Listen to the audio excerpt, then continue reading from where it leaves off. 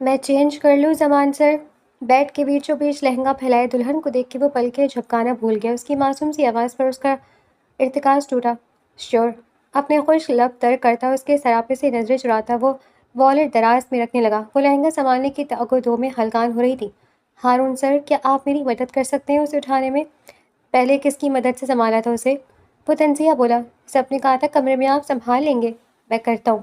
وہ اس کے دوپٹے کے پنے کھولنے لگا اور بار بار نظریں پھسل کر اس کے نازک سراپے پر الجھنے لگیں۔ تھینکس زمان سر۔ اس کے سائے کہنے پر زمان نے بمشکل اپنا دماغ ٹھنڈا کیا۔ وہ محض سوچ کر رہ گیا تھا وہ سامنے کھڑی لڑکی سے رشتہ بنائے بغیر رہ سکتا تھا۔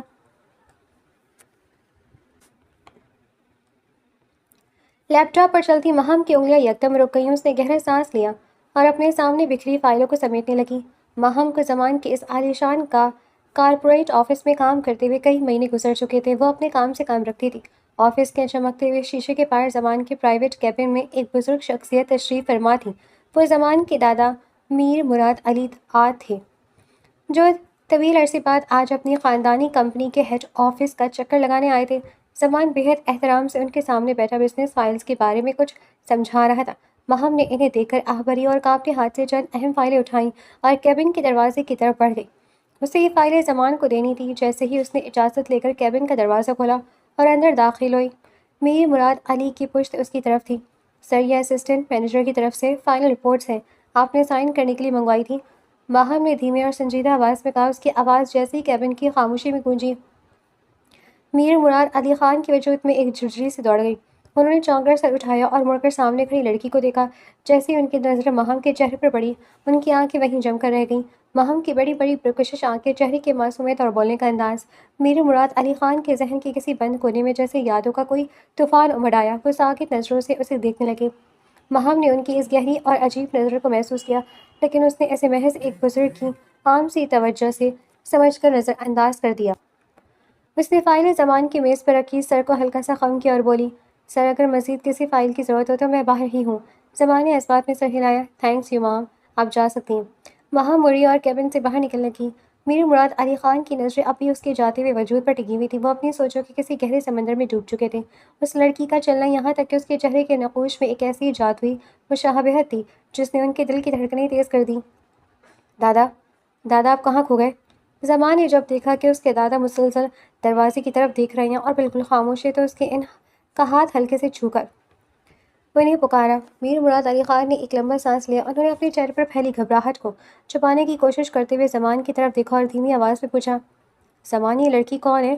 زمان نے مسکراتے ہوئے جواب دیا، دادا، یہ مہم ہے، ہماری کمپنی کے ایک بہت ہی ہونہار اور محنتی امپلائی ہے۔ پچھلے کچھ مہینوں سے یہاں کام کر رہی ہے اور اس کا کام واقعی لاجواب ہے۔ لیکن آپ اس کے بارے میں کیوں پوچھ رہے ہیں؟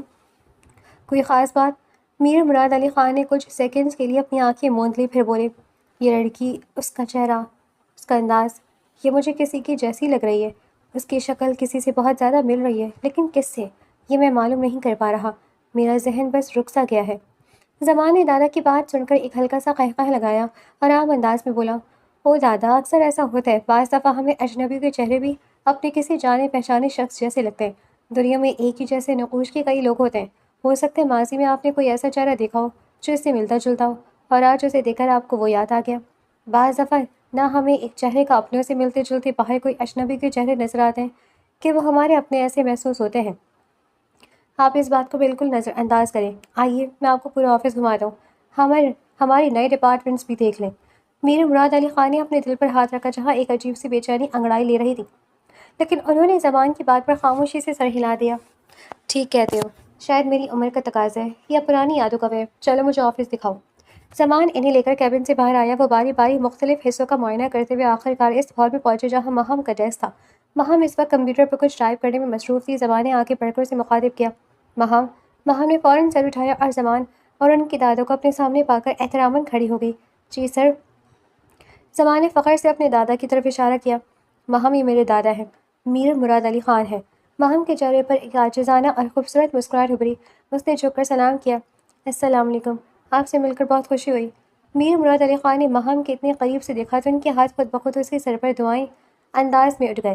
انہوں نے مہم کے سر پر ہاتھ رکھا ہی تھا اور ان کے لبوں سے یہ جملہ نکلنے ہی والا تھا کہ تم کون ہو، تمہارا پورا نام کیا ہے، کہ اچانک ان کی نظر ماہم کے گلے میں موجود ایک پرانی مخصوص بناوٹ کی چھوٹی سی لاکٹ پر پڑی۔ وہ لاکٹ دیکھتی ہی جیسے میر مراد علی خان کو ایک زوردار جھٹکا لگا۔ ان کا چہرہ سفید پڑ گیا، آنکھوں میں غصے، صدمے اور تعصب کے ملے جلے جذبات ابھر آئے۔ انہوں نے جھٹکے سے اپنا ہاتھ ماہم کے سر سے پیچھے کھینچ لیا، جیسے کسی نے ان کا ہاتھ جلا دیا ہو۔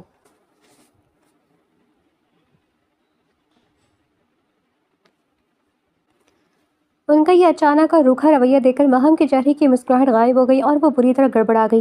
دادا کیا ہوا؟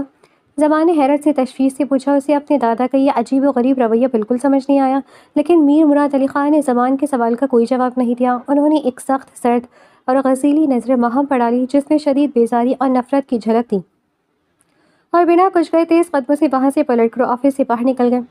ماہم وہیں ساکت کھڑی رہ گئی، اس کی آنکھوں میں آنسو تیرنے لگے۔ اسے سمجھ نہیں آ رہا تھا کہ اس بزرگ نے چند لمحے پہلے اتنے پیار سے سر پر ہاتھ رکھا اور پھر اچانک اس طرح غصے سے ہاتھ پیچھے کیوں کھینچ لیا۔ زمان کے لیے یہ رویہ بے حد عجیب تھا۔ اس نے ماہم کی طرف دیکھا جو خاموشی سے نظریں جھکائے اپنی ڈیسک پر بیٹھ گئی تھی۔ زمان نے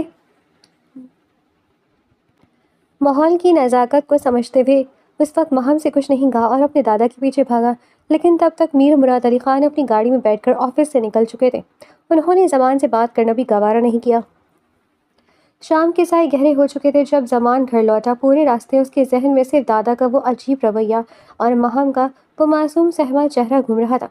وہ گاڑی پارک کر کے سیدھا گھر کے اندر داخل ہوا اور بنا کسی اور کمرے میں گئے سیدھا دادا کے اسٹڈی روم کا رخ کیا۔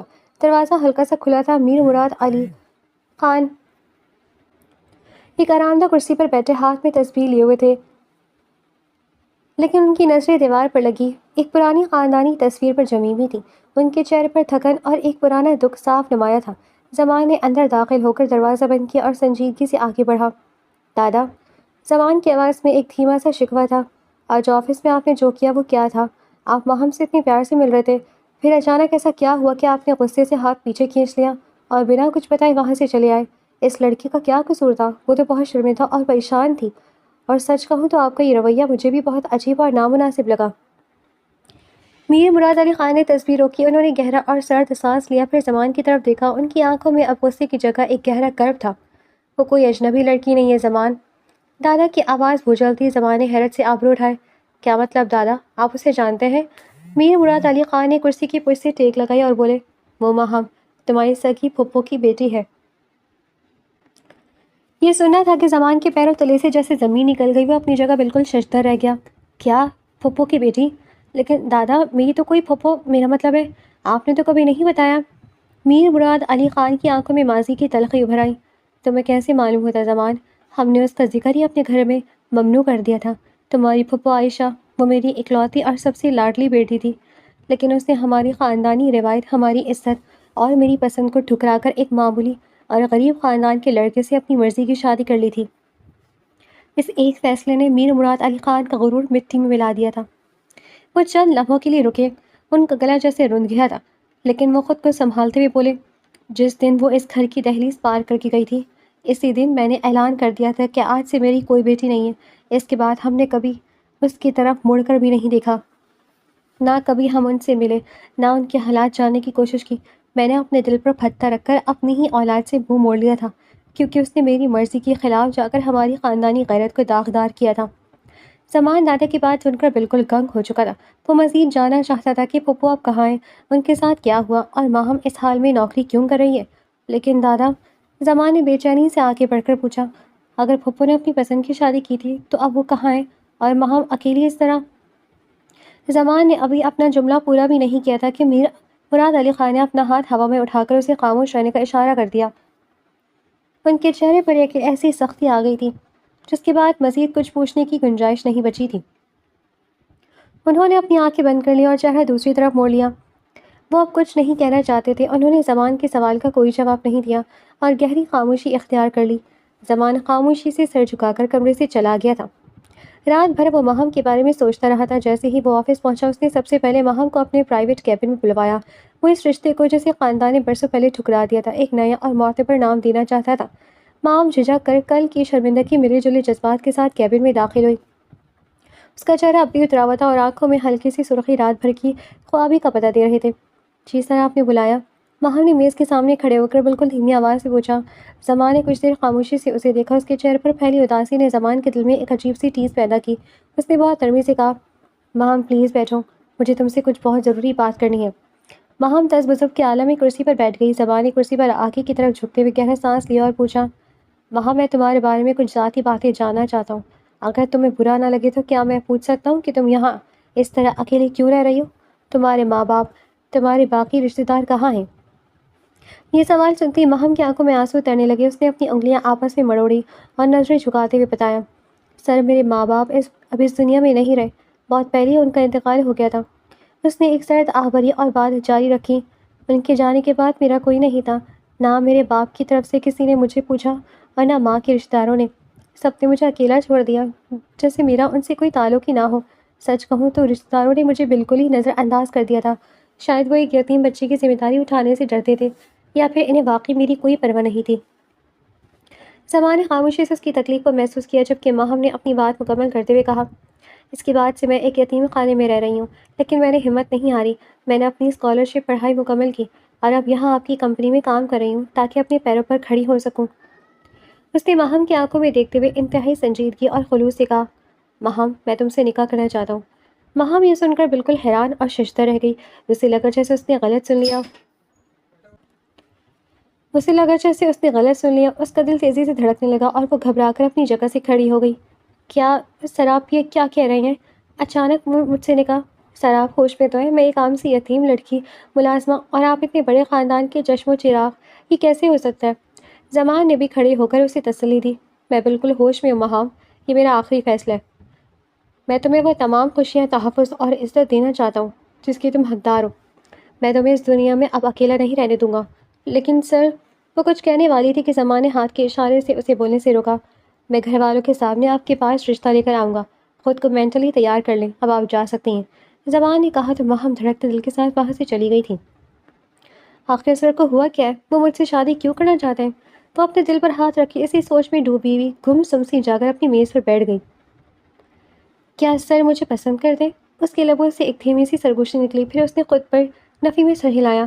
ارے نہیں، یہ میں کیا سوچ رہی ہوں؟ سر کے لہجے یا رویے سے تو کبھی مجھے ایسا محسوس ہی نہیں ہوا۔ پھر اچانک انہوں نے یہ فیصلہ کیوں کیا؟ وہ پورا دن اسی خیال میں کھوئی رہی۔ کمپیوٹر اسکرین پر نظریں تو تھیں، لیکن ذہن زمان سر کے اس اچانک یو ٹرن پر اڑا ہوا تھا۔ کام میں اس کا دل ہلکا نہیں لگ رہا تھا۔ جیسے ہی چھٹی کا وقت ہوا، وہ اپنا بیگ سمیٹ کر بے دلی سے اپنے گھر کی طرف چل دی۔ وہ اندر ہی اندر جانتی تھی کہ جب تک وہ زمان سے خود یہ نہیں پوچھ لے گی کہ انہوں نے اچانک اس سے نکاح کرنے کا یہ بڑا فیصلہ کیوں کیا ہے، تب تک اس کے دل اور دماغ کو سکون نہیں ملنے والا۔ آفس سے فارغ ہو کر زمان جب گھر پہنچا تو اس نے اپنے والدین اور خاندانی بزرگوں کے سامنے اپنی شادی کی بات رکھی۔ زمان کی شادی کے لیے تو سب گھر والے پہلے ہی بے حد بےتاب تھے، کیونکہ وہ کافی عرصے سے زمان کے سر پر صحرا دیکھنے کی خواہشمند تھے۔ جیسے ہی زمان نے خود شادی کی حامی بھری، پورے گھر میں خوشی کی لہر دوڑ گئی اور سب نے فوراً ہاں کر دی۔ لیکن زمان نے ہوشیاری سے ابھی تک کسی کو یہ نہیں بتایا تھا کہ وہ لڑکی اصل میں کون ہے اور اس کا خاندانی پس منظر کیا ہے۔ وہ جانتا تھا کہ اگر ابھی نام لیا تو ماضی کے جھگڑے آڑے آ سکتے ہیں۔ دن پر لگا کر گزرتے گئے اور نکاح کی تمام تیاریاں انتہائی دھوم دھام سے مکمل ہو گئیں۔ جب شادی کا دن آئے، گھر کے باہر شہنائیاں بج رہی تھیں، بارات پوری طرح تیار ہو چکی تھی اور سب لوگ گاڑیوں میں بیٹھنے ہی والے تھے، تو زمان شیروانی پہنے سیدھا اپنے دادا میر مراد علی خان کے پاس گیا، جو اس شادی سے لاغرض اور اداس بنے اپنے اسٹڈی روم میں اکیلے بیٹھے تھے۔ دادا جی، زمان نے ان کے سامنے کھڑے ہو کر انتہائی پرعزم آواز میں کہا، آج میری بارات جا رہی ہے اور میں آپ کو بتانا چاہتا ہوں کہ میں جس لڑکی کو اس گھر کی بہو بنا کر لا رہا ہوں وہ کوئی اجنبی نہیں ہے، بلکہ وہ آپ کی بیٹی عائشہ پھپھو کی بیٹی ماہم ہے۔ یہ سن کر دادا کے پیروں تلے سے زیر سے نمی نکل گئی۔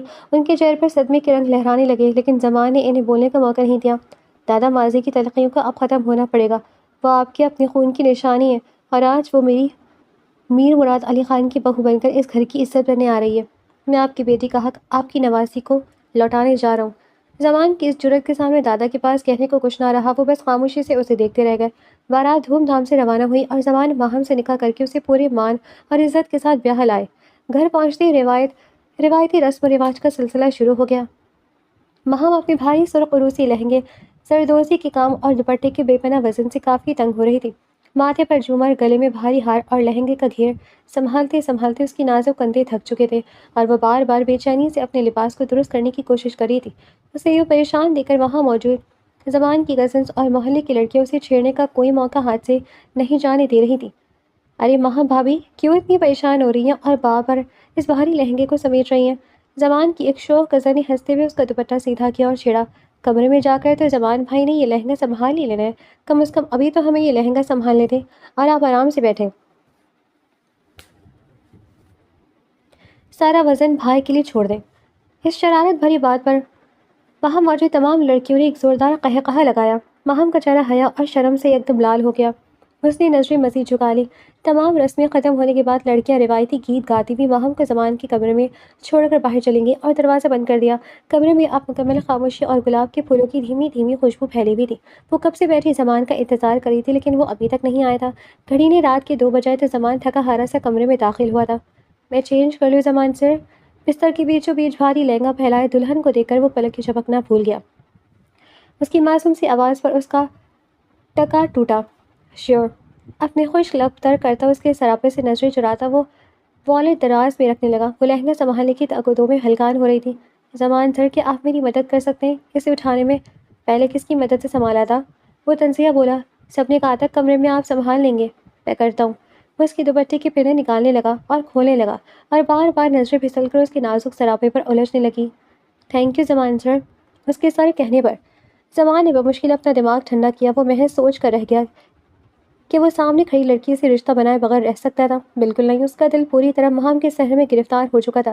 باہری عروسی لباس اور زیورات اتارنے کے بعد اب وہ ایک انتہائی سادہ اور ڈھیلے ڈھالے سے لباس میں ملبوس تھی۔ اس سادگی میں بھی وہ بلا کی حسین اور دلکش لگ رہی تھی، جیسے چاند بادلوں کی اڑ سے نکل آیا ہو۔ وہ بستر کی طرف بڑھی اور آ کر اس طرح لیٹ گئی جیسے کچھ ہوا ہی نہ ہو، بالکل پرسکون اور نارمل ریئیکٹ کرتے جیسے ہی یہ اس کا روز کا معمول ہو۔ دوسری طرف زمان بیڈ پر نیم دراز تھا۔ اس کی آنکھیں ماہم کے اس معصوم سراپے پر جم کر رہ گئی تھیں۔ وہ خاموشی سے اس کی اس سادگی اور بے پناہ خوبصورتی کو نہا رہا تھا، جہاں کوئی بناؤ سنگار نہیں تھا، صرف ایک فطری حسن تھا جس نے زمان کو اپنے سحر میں جکڑ لیا تھا۔ دونوں لیٹ چکے تھے لیکن کمرے کی اس گہری خاموشی میں دونوں کے دلوں کی دھڑکنیں اس قدر تیز تھی کہ وہ ایک دوسرے کی دھڑکنوں کی رفتار بخوبی نوٹ کر رہے تھے۔ اس قربت کے باوجود لبوں پر خاموشی تھی مگر ذہنوں میں جذبوں کا ایک طوفان تھا۔ ماہم کی بند آنکھوں کے پیچھے ابھی وہی سوال گردش کر رہا تھا کہ آخر زمان سر نے مجھ سے اچانک نکاح کیوں کیا، جبکہ زمان کے ذہن میں اس وقت کوئی سوال نہیں تھا۔ وہ تو بس ماہم کے لمس، اس کی خوشبو اور اس کے سراپے میں پوری طرح کھویا ہوا تھا۔ اسی کشمکش کے دوران ماہم نے جیسے ہی سستی سے اپنی آنکھیں کھولی، اس کی نظر عین اوپر چھت پر موجود ایک بڑی سی چھپکلی پر پڑی۔ چھپکلی کو دیکھتے اس کے حواس قطع ہو گئے۔ وہ خوف کے مارے زور سے چیخے اور بنا سوچے سمجھے ایک دم اچھل کر زمان کے چوڑے سینے سے جا لیتی۔ زمان نے پلک جھپکتے اس نازک وجود کو اپنے مضبوط حصار میں لے لیا۔ ماہم کا پورا وجود خوف سے کانپ رہا تھا۔ اس نے زمان کی شرٹ کے کالر کو اپنے ہاتھوں میں سختی سے دبوچ رکھا تھا۔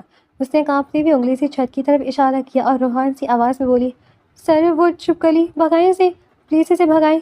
زمان ماہم کی اس حالت سے بے حد لطف اندوز ہو رہا تھا۔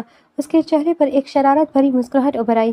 اس نے ماہم کو مزید ڈراتے ہوئے دھیمی آواز میں کہا، اوہ وہ دیکھو، وہ تو بالکل تمہارے اوپر دیکھ رہی ہے، وہ گری گری گری نہیں۔ ماہم خوف سے دوبارہ چیخی اور خود کو زمان کے اور بھی قریب کر لیا، یہاں تک کہ ان کے درمیان کا فاصلہ بالکل ختم ہو گیا۔ وہ زمان کے سینے میں اپنا چہرہ چھپائے لرز رہی تھی جبکہ زمان اس کی اس معصومیت پر دل ہی دل میں قربان ہو رہا تھا۔ کچھ لمحوں بعد وہ چھپکلی رینگتی ہوئی دیوار کے پیچھے چلی گئی اور نظروں سے اوجھل ہو گئی۔ جب ماہم کو احساس ہوا کہ خطرہ ٹل چکا ہے تو اس نے شرمندگی کے احساس سے اپنے ہاتھ زمان کے سینے سے ہٹائے اور آہستہ سے اس سے دور ہونے لگی۔ لیکن جیسے ہی وہ پیچھے ہٹنے لگی، زمان کی گرفت اس کی کمر پر مزید مضبوط ہو گئی۔ اس نے ماہم کو دور جانے کی اجازت نہیں تھی اور اسے دوبارہ اپنے اور قریب کھینچ لیا۔ اب تو تم خود قریب آئی ہو ماہم، اب یہاں سے کہیں نہیں جا سکتی۔ زمان نے اس کی آنکھوں میں جھانکتے ہوئے انتہائی مدھم اور مخملی لہجے میں کہا۔ دونوں کی نظروں کا تصادم ہوا جس نے وقت کو وہیں روک دیا ہو۔ دلوں کی دھڑکنیں اب بے ترتیب ہو چکی تھی اور ان کی تیز ہوتی گرم سانسیں ایک دوسرے کے چہروں پر واضح محسوس ہو رہی تھی۔ زمان کا جھکاؤ ماہم کے چہرے کی طرف بڑھا تو ماہم نے حیا سے اپنی پلکیں موند لی۔ زمان کے حصار میں اس کے خلوص اور اس زہر کے سامنے ماہم کے دل کا آخری دفاع بھی ٹوٹ گیا اور اس نے دھڑکتے دل کے ساتھ خود کو پوری طرح زمان کے سپرد کر دیا۔ صبح کی پہلی کرنیں کھڑکی کے پردوں کو چیرتی ہوئی کمرے میں داخل ہوئی۔ ماہم کی آنکھ کھلی تو اس نے خود کو زمان کے بازوؤں کے حصار میں پایا۔ ہلکی سی حرکت ہوئی تو زمان کی گرفت اس کی کمر پر مزید مضبوط ہو گئی۔ ماہم کو اپنی حالت کا احساس ہوا تو اس کی گالوں پر حیا کی سرخی پھیل گئی۔ وہ جیسے ہی خود کو پیچھے کرنے لگی، زمان نے آنکھیں کھول دیں۔ وہ اس کی شرمائی ہوئی کیفیت کو دیکھ کر مسکرایا۔ صبح بخیر، زمان نے دھیمی آواز میں کہا۔ مہم نے نظریں جھکا دی، اس کے دل کی دھڑکنیں تیز ہو رہی تھیں۔ وہ کچھ لمحے خاموش رہی، پھر ہمت جمع کر کے بولی، وہ مجھے ایک بات سمجھ نہیں آ رہی، آپ نے مجھ سے نکاح کیوں کیا؟ آپ کے پاس تو دنیا کی ہر آسائش تھی، آپ کا خاندان، آپ کا مرتبہ، پھر مجھے کیوں؟ زمان نے شرارت سے مسکرا کر اس کی ناک پر انگلی سے ہلکی سی ضرب لگائی۔ یہ سوال ابھی بہت جلد کر لیا تم نے مہام، ابھی تو ہم نے اپنی زندگی کا سفر شروع کیا ہے، بہت کچھ ٹھیک کرنا باقی ہے، بہت سے راستے ہموار کرنے، صبر کرو، بہت جلد بتاؤں گا، اب زیادہ سوال نہ کرو، جلدی سے فریش ہو جاؤ۔ مہم نے شرما کر اسباب میں سر ہلایا اور اٹھ کر واش روم کی طرف چلی گئی۔ کچھ دیر بعد جب وہ باہر آئی تو ہلکے گلابی رنگ کے سادہ لباس میں ملبوس تھی، اس کی آنکھوں میں ابھی بھی کچھ سوالات تھے، لیکن زمان کی موجودگی نے اسے ایک عجیب سا سکون بخش رکھا تھا۔ وہ ڈریسنگ ٹیبل کے سامنے کھڑی بال چنوا رہی تھی کہ زمان پیچھے سے آیا اور اس کے کندھوں پر ہاتھ رکھ دیے۔ آئینے میں دونوں کا عکس ایک دوسرے سے مل رہا تھا۔ زمان کی نظریں اس کے سراپے کو دیکھ کر جیسے تھم سی گئی۔ اس نے مہم کے بالوں کی لٹ کو پیچھے کیا اور اس کی گردن کے قریب جھک کر دھیمی آواز میں بولا، تم جانتی ہو تم اس سادہ لباس میں بھی قیامت لگ رہی ہو۔ مہم کے لبوں پر ایک ہلکی سی مسکراہٹ آئی۔ دونوں تیار ہو کر جب کمرے سے باہر نکلے تو زمان کے چہرے پر ایک اعتماد تھا، جبکہ مہم کا دل دھک دھک کر رہا تھا۔ وہ سب سے پہلے لاؤنج میں موجود دادا کے پاس گئی۔ میر مراد علی خان صوفے پر بیٹھے اخبار پڑھے رہے۔ مہم نے آگے بڑھ کر ادب سے جھک کر ان کا ہاتھ چومنا چاہا اور سلام کیا۔ السلام علیکم دادا جی۔ میر مراد علی خان نے جیسی مہم کا ہاتھ اپنی طرف بڑھتا دیکھا، انہوں نے تیزی سے اپنا ہاتھ پیچھے کھینچ لیا اور چہرہ دوسری طرف موڑ لیا۔ انہوں نے ایک لفظ بھی نہیں بولا، بس ایک سرد اور حقارت آمیز نظر مہم پر ڈالی۔ مہم یہ رویہ دیکھ کر سکتے میں آ گئی، اس کی آنکھوں میں آنسو اترنے لگے۔ اسے سمجھ نہیں آ رہا تھا کہ وہ کیوں ایسا کر رہے ہیں۔ اس نے سہمی ہوئی نظروں سے زمان کی طرف دیکھا۔ زمان نے اس کا ہاتھ دبایا اور آنکھوں کے اشارے سے اسے تسلی دی، فکر مت کرو، سب ٹھیک ہو جائے گا۔ زمان مہم کو وہاں سے لے کر دوسرے کمرے میں گیا اور پھر واپس لاؤنج میں آ کر دادا کے سامنے کھڑا ہو گیا۔ دادا، آپ کا یہ رویہ کیا معنی رکھتا ہے؟ وہ بھی اس گھر کی بہو ہے، آپ کی پوتی کی بیوی، آپ اسے اس طرح کیوں نظر انداز کر رہے ہیں؟ زمان نے شکایت بھری لہجے میں پوچھا۔ میر مراد علی خان کی آنکھوں میں آگ سی لگ گئی۔ انہوں نے اخبار میز پر پٹک دیا۔ پوتے، تم جسے اپنی بیوی بنا کر لائے ہو، تم بھول رہے ہو کہ وہ کس کا خون ہے؟ وہی ہے عائشہ کی بیٹی۔ اس عورت نے اپنی مرضی کی شادی کر کے میری پگڑی اچھالی تھی، میری عزت کو خواب میں لایا تھا۔ میں اس کے خون کو کبھی معاف نہیں کروں گا، کبھی نہیں۔ تم نے اسے لا کر میرے گھر میں بٹھا دیا، میری آنکھوں کے سامنے اسے روز دیکھنا میرے لیے ایک سزا ہے۔ مجھے تو اس کا نام بھی نہیں سننا، وہ کہاں ہے، کیسے، مجھے کوئی سروکار نہیں۔ زمان خاموشی سے دادا کو دیکھتا رہا۔ وہ جانتا تھا کہ دادا کو حقیقت کا ذرا بھی علم نہیں ہے کہ ان کی بیٹی اس دنیا سے جا چکی ہے۔ وہ انہیں یہ بتانا چاہتا تھا، لیکن شاید وقت ابھی مناسب نہیں تھا۔ مہم کسی طرح دادا کے دل میں اپنے لیے نرم گوشہ پیدا کرنا چاہتی تھی۔ اس نے سوچا کہ شاید خدمت سے وہ ان کا دل جیت سکے۔ اس نے کچن میں جا کر خاص طور پر ان کے لیے چائے بنائی، کچھ بسکٹ سے چائے اور ایک ٹرے میں لے کر ان کے پاس گئی۔ دادا جی، آپ کے لیے چائے لائی ہوں، وہ بہت عاجزی سے بولی۔ میر مراد علی خان نے جیسے ہی اسے دیکھا، ان کے چہرے پر ناگواری کے آثار گہرے ہو گئے۔ انہوں نے ٹرے کی طرف دیکھا تک نہیں، بلکہ ہاتھ کے اشارے سے اسے جھڑک دیا۔ مجھے تمہاری دی ہوئی چائے نہیں چاہیے، جاؤ یہاں سے، اپنی مصنوعی خدمت کہیں اور دکھاؤ، مجھے کسی کی ہمدردی کی ضرورت نہیں ہے۔ تم لوگ اپنی ماں کی طرح صرف دکھاوا کرنا جانتے ہو، فوراً نکل جاؤ میری نظروں کے سامنے سے۔ مہم بری طرح لرز گئی۔ اس نے خاموشی سے ٹرے واپس اٹھائی اور وہاں سے پلٹ گئی۔ اس کی آنکھوں سے آنسو بہہ رہے تھے، لیکن وہ جانتی تھی کہ یہ راستہ آسان نہیں ہوگا۔ وہ ایک بار پھر دادا کے دل میں اپنی جگہ بنانے کے لیے کسی موقع کا انتظار کرنے لگی، لیکن وہ یہ نہیں جانتی تھی کہ زمان کے دادا اس سے خفا کیوں ہے۔ شام کے سائے گہرے ہو رہے تھے اور حویلی کے لاؤنج میں خاندان کے سب لوگ چائے کے لیے جمع تھے۔ فضا میں ہنسی مذاق اور برتنوں کی کھنکھناہٹ تھی، لیکن مہم کا دل اب بھی سہما ہوا تھا۔ وہ کچن میں کھڑی سب کے لیے چائے کی ٹرے تیار کر رہی تھی۔ اس نے بہت محبت اور خلوص سے دادا جی کی پسند کی الائچی والی چائے بنائی اور کپ میں انڈیلتے ہوئے دل ہی دل میں دعا کی کہ کاش آج ان کا غصہ کچھ کم ہو جائے۔ مہم لرزتے ہاتھوں سے ٹرے سنبھالے لاؤنج میں آئی، جہاں میر مراد علی خان صوفے پر ہمیشہ کی طرح پروقار اور سخت چہرے کے ساتھ بیٹھے تھے۔ حویلی کے باقی لوگ بھی وہاں موجود تھے۔ مہم نے سب سے پہلے میر مراد علی خان کے سامنے کپ رکھ کر انتہائی ادب سے چائے کا کپ ان کی طرف بڑھا دیا۔ دادا جی، آپ کی چائے، مہم نے دھیمی اور لرزتی آواز میں کہا۔ میر مراد علی خان نے اخبار سے نظریں ہٹا کر چائے کے کپ کو دیکھا اور پھر مہم کے چہرے پر نگاہ ڈالی۔ ان کی آنکھوں میں شدید بیزاری اور غصے کی لہر دوڑ گئی۔ انہوں نے جھٹکے سے اپنا ہاتھ آگے بڑھایا اور چائے کا کپ مہم کی طرف دھکیل دیا۔ کپ ٹرے سے ٹکرا کر الٹ گیا اور گرم چائے مہم کے ہاتھ اور ٹرے پر گر گئی۔ میں نے تم سے کتنی بار کہا ہے کہ میرے سامنے مت آیا کرو؟ میر مراد علی خان کی گرجدار آواز پورے لاؤنج میں گونجی۔ سب لوگ یکدم خاموش ہو گئے اور چونک کر ان کی طرف دیکھنے لگے۔ اپنی یہ جھوٹی ہمدردی اور خدمت کا ڈرامہ بند کرو۔ مجھے معلوم ہے تم جیسی لڑکیاں کس طرح خاندانی مردوں کو اپنے جال میں پھنساتی ہیں۔ تمہاری ماں نے بھی یہی کیا تھا اور تم بھی اسی کے نقش و قدم پر چل رہی ہو. دور ہو جاؤ میری نظروں سے.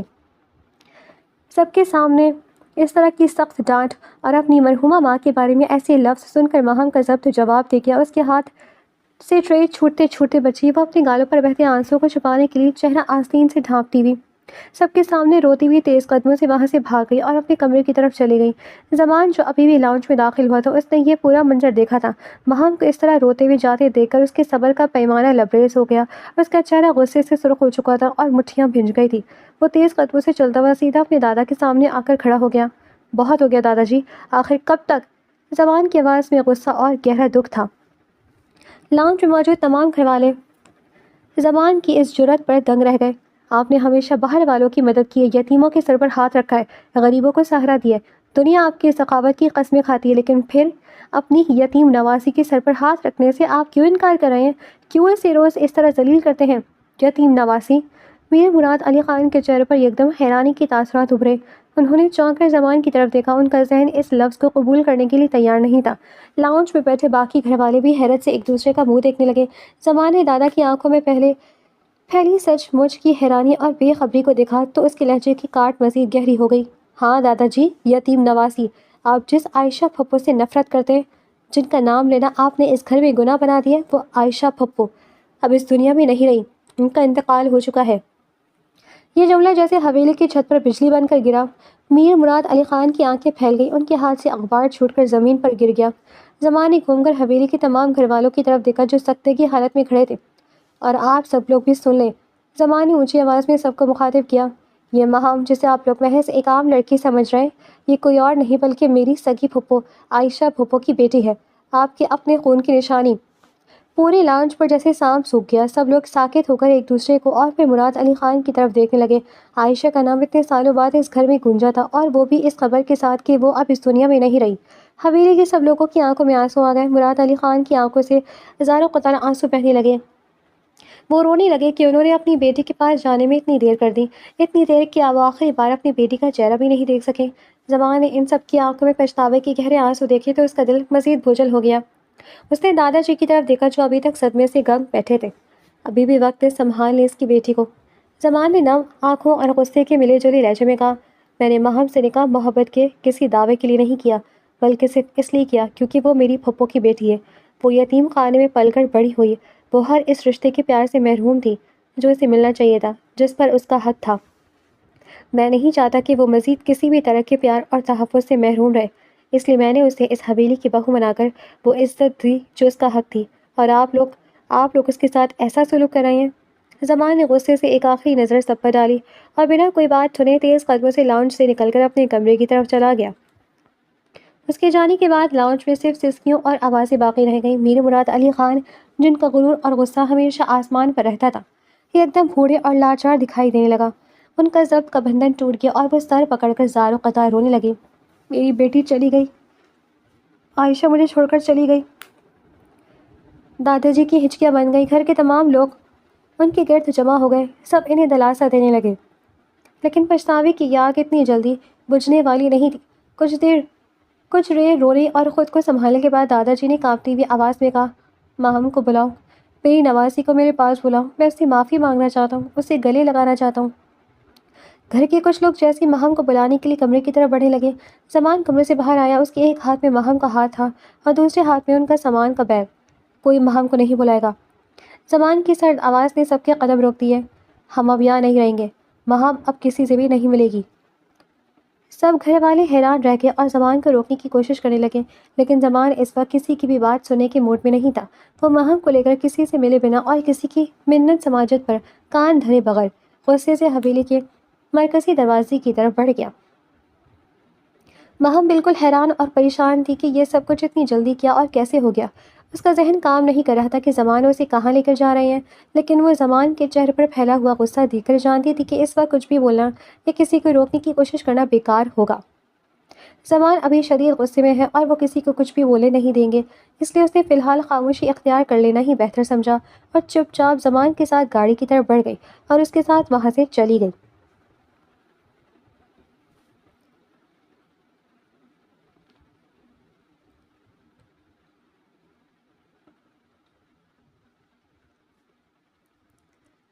کئی دن گزر چکے تھے لیکن زمان کو غصہ ابھی ٹھنڈا نہیں ہوا تھا۔ وہ مہم کو حویلی سے لانے کے بعد اپنے پرائیویٹ فلیٹ میں شفٹ ہو گیا تھا اور اس دوران اس نے حویلی کے کسی فرد سے کوئی رابطہ نہیں رکھا تھا۔ دوسری طرف حویلی میں میر مراد علی خان کی راتوں کی نیندیں اور دن کا سکون برباد ہو چکا تھا۔ پچھتاوے کی آگ انہیں اندر ہی اندر جلا رہی تھی۔ بالآخر وہ تھک ہار کر خود ہی اپنی نوازی کو منانے کے لیے زمان کے پرائیویٹ فلیٹ کی طرف چل پڑے۔ وہ جانتے تھے کہ زمان حویلی والوں سے ناراض ہو کر صرف اسی جگہ جا سکتا تھا۔ شام کے وقت فلیٹ کی گھنٹی بجی۔ مہم جو کچن میں کام کر رہی تھی تجسس کے ساتھ باہر آئی اور جیسے ہی اس نے گھر کا مرکزی دروازہ کھولا، سامنے میر مراد علی خان کو کھڑا پایا۔ ان کے چہرے پر ہمیشہ رہنے والی وہ سخت گیری غائب تھی۔ مہم ان کو اچانک اپنے سامنے دیکھ کر خوشی اور حیرت کے ملے جلے جذبات کے ساتھ پیچھے ہٹی اور ہمیشہ کی طرح انتہائی ادب سے ان کے آگے اپنا سر جھکا دیا۔ اس بار میر مراد علی خان نے اپنا ہاتھ پیچھے نہیں کھینچا۔ انہوں نے انتہائی پیار اور لرزتے ہاتھوں سے مہم کے سر پر ہاتھ پھیرا اور اگلے ہی لمحے ان کا ضبط ٹوٹ گیا۔ انہوں نے آگے بڑھ کر مہم کو تڑپ کر اپنے سینے سے لگا لیا۔ ان کی آنکھوں سے زاروں قطار آنسو بہنے لگے۔ مہم بالکل حیران و ششدر رہ گئی کہ جو دادا اسے دیکھنا تک گوارا نہیں کرتے تھے، آج انہوں نے اتنے پیار سے اسے اپنے سینے سے کیسے لگا لیا۔ اس کی سمجھ میں کچھ نہیں آ رہا تھا، لیکن اس بوڑھے وجود کے لمس میں اسے ایک ایسی اپنائیت محسوس ہوئی جو اس نے پہلے کبھی نہیں پائی تھی۔ مہم نے خود کو سنبھالا اور انتہائی نرمی سے ان سے اندر آنے کا کہا۔ دادا جی آپ پلیز اندر آئیں۔ میر مراد علی خان نے اسے اپنے ساتھ لگائے رکھا، جیسے اگر وہ دور ہوئی تو پھر کبھی نہیں ملے گی، اور اسی طرح اسے سینے سے لگائے وہ فلیٹ کے لاؤنج کے اندر آ گئے۔ اسی وقت زمان اپنے کمرے سے باہر نکلا۔ دادا کو مہم کے اس قدر قریب دیکھ کر اس کے چہرے پر دوبارہ غصے کے تاثرات ابھر آئے۔ وہ تیز قدموں سے آگے بڑھا اور مہم کا ہاتھ پکڑ کر انہیں دادا کے حصار میں پیچھے کھینچ لیا۔ اب آپ یہاں پر کیا کرنے آئے دادا جی؟ زمان کی آواز میں تلخی اور غصہ تھا۔ اب کیوں اسے یہ پیار اور اپنائیت دے رہے ہیں؟ جب وہ آپ کی حویلی میں تھی تب تو آپ نے اسے صرف جھڑکیاں اور تذلیل دی، اور آج اچانک یہ جھوٹا پیار؟ وہ دادا جی پر غصے سے برس پڑا۔ مہم جو اب تک خاموش اور الجھی ہوئی تھی، زمان کا یہ نامناسب رویہ دیکھ کر برداشت نہ کر سکی۔ اس نے زمان کا ہاتھ اپنے ہاتھ سے جھٹکا اور اس پر غصہ کرتے ہوئے بولی، زمان بس کریں، آپ دادا جی پر اس طرح غصہ کیوں کر رہے ہیں؟ مجھے بھی تو بتائیں کہ آخر چل کیا رہا ہے؟ اس دن حویلی میں کیا ہوا تھا اور آج یہ سب کچھ کیا ہے؟ مجھے سچ جاننا ہے۔ مہم کے اصرار پر میر مراد علی خان نے اپنے آنسو پوچھے اور رندی ہوئی آواز میں بولے، زمان سچ کہہ رہے مہم، میں مجرم ہوں تمہارا۔ وہ مہم کے قریب آئے اور روتے ہوئے اسے حقیقت بتانے لگے۔ میں مجرم ہوں تمہارا۔ وہ مہم کے قریب آئے اور روتے ہوئے اسے حقیقت بتانے لگے۔ مہم، میں تمہارا دادا نہیں، تمہارا سگا نانا ہوں۔ تم میری بیٹی عائشہ کی بیٹی ہو، میرے خون کی نشانی ہو۔ یہ سنتے ہی مہم کے پیروں تلے سے زمین نکل گئی۔ میر مراد علی خان نے روتے ہوئے اسے ماضی کی وہ تمام داستان سنائی کہ کس طرح اس کی ماں نے اپنی مرضی سے شادی کی تھی اور انہوں نے غصے میں آ کر اپنی بیٹی سے منہ موڑ لیا تھا۔ انہوں نے روتے ہوئے بتایا، مہم جس دن میں آفس آیا تھا، تمہارا چہرہ دیکھ کر میرا دل دھڑک اٹھا تھا، کیونکہ تم بالکل اپنی ماں عائشہ جیسی ہو۔ لیکن جب میں نے تمہارے سر پر ہاتھ رکھا تو میری نظر تمہارے گلے میں پہنے اس پرانے لاکٹ پر پڑی۔ وہ لاکٹ دیکھتے ہی میں نے تمہیں پہچان لیا تھا۔ انہوں نے مہم کے گلے میں موجود لاکٹ کو لرزتے ہاتھوں سے چھوا اور بولے، یہ وہ مخصوص لاکٹ تھا جو میں نے خود اپنی بیٹی عائشہ کو اس کی پیدائش پر دیا تھا، اور وہ یہ لاکٹ ہمیشہ اپنے گلے میں رکھتی تھی۔ اس نے مجھ سے وعدہ کیا تھا کہ وہ یہ لاکٹ ہمیشہ سنبھال کر رکھے گی اور اپنی بیٹی کو پہنائے گی تاکہ ہماری محبت کی نشانی زندہ رہے۔ جب میں نے وہ لاکٹ تمہارے گلے میں دیکھا تو ماضی کا سارا غصہ مجھ پر حاوی ہو گیا کہ میری بیٹی نے مجھ سے کیے وعدے تو نبھائے، لیکن میری مرضی کے خلاف گئی۔ مجھے نہیں معلوم تھا مہم، مجھے بالکل نہیں معلوم تھا کہ میری بچی اس دنیا سے جا چکی ہے اور تم ایک یتیم خانے میں اکیلی تڑپتی رہی ہو۔ یہ سن کر مہام نے اپنے گلے میں موجود لاکٹ کو ہاتھ لگایا۔ اس کی آنکھوں سے آنسو بہہ نکلے۔ برسوں کا ادھورا پن، رشتوں کی پیاس اور اپنی ماں کی یاد، سب کچھ ایک ساتھ اس کے دل پر اثر کر گیا۔ وہ تمام گلے شکوے بھول کر تڑپ کر اپنے نانا کے گلے لگ گئی اور ان کے سینے میں منہ چھپا کر زار و قطار رونے لگی۔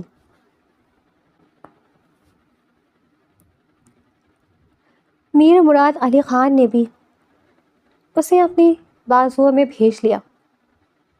کچھ دیر رونے کے بعد مہم زمان کی طرف مڑی۔ اس کی آنکھوں میں اب زمان کے لیے غصہ تھا۔ اور زمان، آپ نے مجھ سے یہ سب کچھ کیوں چھپایا؟ آپ نے مجھے پہلے یہ سب کچھ کیوں نہیں بتایا کہ یہ میرے اپنے ہیں؟ مجھے اس اندھیرے میں کیوں رکھا؟ زمان نے حیرت سے مہم کو دیکھا اور بولا، مہم، میں تمہارا تحفظ چاہتا تھا۔ تم بھول رہی ہو کہ انہوں نے تم پر کتنا غصہ کیا، کتنی نفرت کی تم سے۔ انہوں نے سب کے سامنے تمہیں چائے پھینک کر ذلیل کیا۔ اس سب کے باوجود تم ان کے ساتھ رہنا چاہتی ہو؟ تم اس حویلی میں واپس جانا چاہتی ہو جہاں تمہیں اتنی تکلیف ملی؟ مہم نے اپنے نانا کا ہاتھ مضبوطی سے تھاما اور زمان کی آنکھوں میں جھانکتے ہوئے انتہائی پختگی سے کہا، ہاں زمان، میں ان کے ساتھ رہنا چاہتی ہوں۔ یہ میرے نانا ہیں، یہ میرے بزرگ ہیں، یہ میرے ساتھ کچھ بھی کر سکتے ہیں۔ ان کا مجھ پر پورا پورا حق ہے۔ میں برسوں سے رشتوں کے پیار سے محروم رہی ہوں۔ میں یتیم خانے کی تنہائیوں میں اپنوں کے لیے تڑپتی رہی ہوں۔ اب جب مجھے معلوم ہو گیا ہے کہ میرے اتنے سارے رشتے ہیں، یہ پورا خاندان میرا اپنا ہے، تو میں اب مزید ان سے دور نہیں رہ سکتی۔ میرے اپنے مجھے غصہ بھی کر سکتے ہیں، مجھے جھڑک بھی سکتے ہیں، لیکن وہ مجھ سے دور نہیں رہ سکتے۔ اور اب دیکھو، میرے نانا خود میرے سامنے شرمندہ ہیں۔ وہ مجھے لینے آئے، تو میں اب ان سے دور نہیں رہوں گی۔ زمان مہم کی رشتوں کے لیے یہ تڑپ اور اس کا بڑا دل دیکھ کر بالکل حیران رہ گیا، اور اس کا غصہ مہم کے اس فیصلے کے سامنے بھی ختم ہو گیا۔ میر مراد علی خان کی خوشی کی کوئی انتہا نہ رہی تھی۔ انہوں نے زمان اور مہم دونوں کے سروں پر ہاتھ رکھا اور دونوں کو اپنے ساتھ لے کر حویلی کی طرف روانہ ہو گئے۔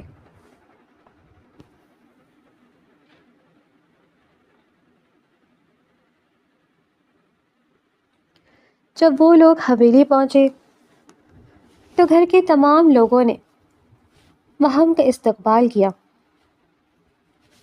حویلی کا لاؤنج اب خوشیوں اور قہقہوں سے گونج رہا تھا۔